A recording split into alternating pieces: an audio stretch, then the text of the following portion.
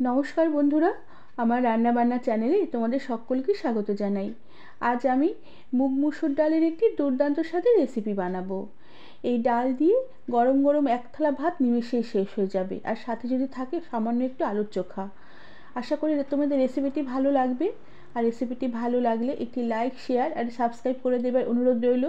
তার সাথে যারা আমার ফেসবুক পেজ থেকে দেখছো তাদেরও পেজটিকে ফলো করে দিয়ে ভিডিওটি লাইক, শেয়ার করে দেবার অনুরোধ রইল। প্রথমে আমি এখানে মুগ মুসুর ডাল জলে ভিজিয়ে রেখেছি। ডাল জলে ভিজিয়ে রাখলে ডাল তাড়াতাড়ি সেদ্ধ হয়ে যাবে। এবার ডালগুলোকে বেশ ভালো করে ধুয়ে নেব, যতক্ষণ না ডালের যে সাদা জলটা একদম ধুয়ে একদম ডালের জলটা স্বচ্ছ হয়ে আসে। এভাবে বেশ ভালো করে ডাল ধুয়ে নিতে হবে। এরপর আমি কড়াতে ডাল সেদ্ধ আগে বসিয়ে দেব। এর জন্য কড়াতে পরিমাণ মতন জল দিয়ে দিলাম। ডাল সেদ্ধ হতে যতটা জল লাগবে সেই পরিমাণে জল দিয়ে দিলাম, তবে প্রথমে খুব একটা বেশি জল দেব না। ডাল আগে সেদ্ধ করে নেব। ডাল সেদ্ধ হয়ে যাওয়ার পরে পরিমাণ মতন ডালে জল দেব। আর এরপরে ডালে দিয়ে দিলাম পরিমাণ মতন নুন। নুনটা আমি আগেই দিয়ে দিলাম, এতে ডাল তাড়াতাড়ি সেদ্ধ হয়ে যাবে। আর সাথে কয়েকটা কাঁচা লঙ্কা ভেঙে ভেঙে দিয়ে দিলাম। এই কাঁচা লঙ্কা ডালে দিলে ডালের স্বাদ খুব ভালো হয়। সাথে সামান্য একটু কয়েক ফোঁটা কাঁচা তেল দিয়ে দিলাম, এতে ডালের স্বাদ বেশ ভালো হবে। এবার ডাল আমি ফুল আছে ফুটতে দেব। ডাল বেশ ভালো করে ফুটে উঠলে পরে ডালের উপরে যে ফেনা আছে সে ফেনাটা উপরে উঠে আসবে। এই ফেনাগুলোকে বেশ ভালো করে আমি পরিষ্কার করে কেটে দেব। ডালের ফেনা না কাটলে ডালের স্বাদ অতটা বেশ ভালো হবে না। আর ডালের যদিও বা কোনো নোংরা টোংরা ডালের খোসা টোসা থেকে থাকে, এই ফেনার সাথে এই ডালের খোসাগুলো উঠে আসবে, এতে ডালের স্বাদও বেশ ভালো হবে। ডালের ফেনাগুলোকে আমি যতটা পেরেছি বেশ ভালো করে কেটে নিয়েছি। এবার গ্যাসের আঁচ কমিয়ে দেব। কমিয়ে একটি ঢাকনা দিয়ে আঁচটা চাপা দিয়ে আমি ডাল বেশ ভালোভাবে ফুটতে দেবো, যতক্ষণ না ডাল বেশ ভালোভাবে ফুটে সেদ্ধ হয়ে আসে। আর এই ডালের রেসিপিটা তোমরা চাইলে শুধু মুগ ডাল অথবা শুধু মুসুর ডালও আলাদা আলাদা করতে পারো, তবে মুগ মুসুর ডাল একসাথে করলে স্বাদ খুব ভালো হয়। এবার ডাল বেশ ভালো করে ফুটিয়ে নিয়েছি। ডাল বেশ ভালোভাবে সেদ্ধ হয়ে গেছে। এবার এই ডালটাকে আমি একটু হাতা দিয়ে ঘেটে ঘেটে দেবো, এতে ডালে যে লঙ্কা দিয়েছি লঙ্কাগুলো ডালের সাথে বেশ একটু ঘাটা ঘাটা হয়ে যাবে। ডালের স্বাদটা একটু ঝাল ঝাল হবে, খেতে বেশ ভালো লাগবে। এরপরে আমি ডালে পরিমাণ মতন জল দিয়ে দিব। ডালটা আমি যতটা পাতলা করব সেই মতন করে জল দিয়েছি, তবে এখানে আমি গরম জলই ব্যবহার করেছি।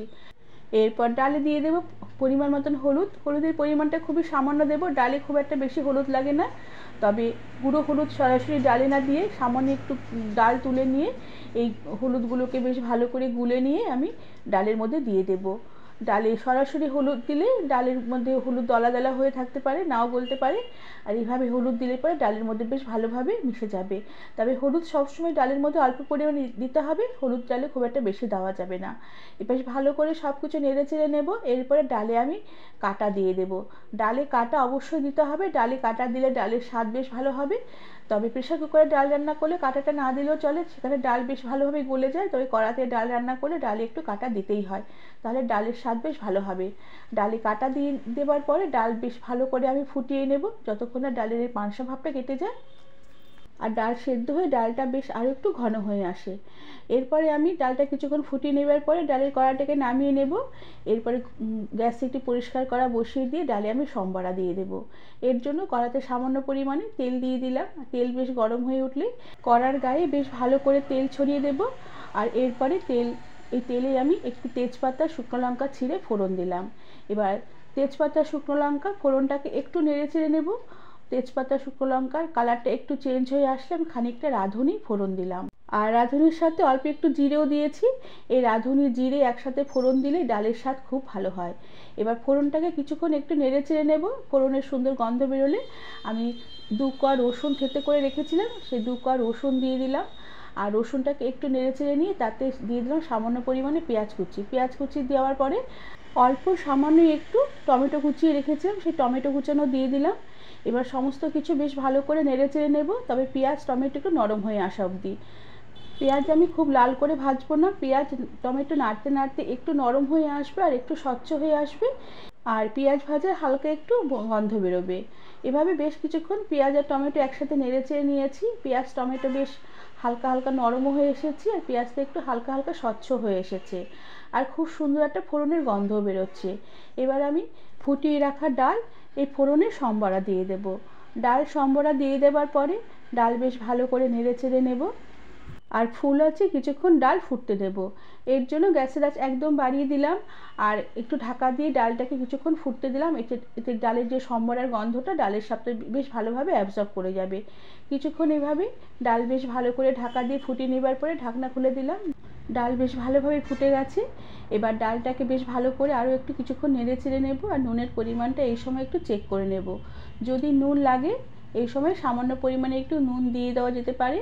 নুন দিয়ে বেশ ভালো করে নেড়ে চেড়ে আবারও কিছুক্ষণ ফুটিয়ে নিতে হবে, এতে ডালের স্বাদ বেশ ভালো হবে। এবার বেশ ভালো করে ডাল আমি নেড়ে চেড়ে ফুটিয়ে নিয়েছি, ডাল খুব সুন্দর ফুটে গেছে। এবার আমি ডাল নামিয়ে নেব। এর জন্য আমি গ্যাসের আঁচ বন্ধ করে দিলাম আর কড়াটা গ্যাস থেকে নামিয়ে একটি পাত্রে ডালটা আমি পরিবেশন করে দিলাম। বন্ধুরা, রোজকার ডালের একটু ফোড়নের রকমফের ঘটিয়ে এইভাবে তোমরা যদি ডাল রান্না করে নিতে পারো, গরম গরম ভাতের সাথে এক থালা ভাত এই ডাল দিয়ে খাওয়া হয়ে যাবে। রেসিপিটি আশা করি তোমাদের ভালো লেগেছে। আজ তাহলে আসি, পরে আবার একটি অন্য কোনো নতুন রেসিপির সাথে দেখা হবে। ধন্যবাদ বন্ধুরা।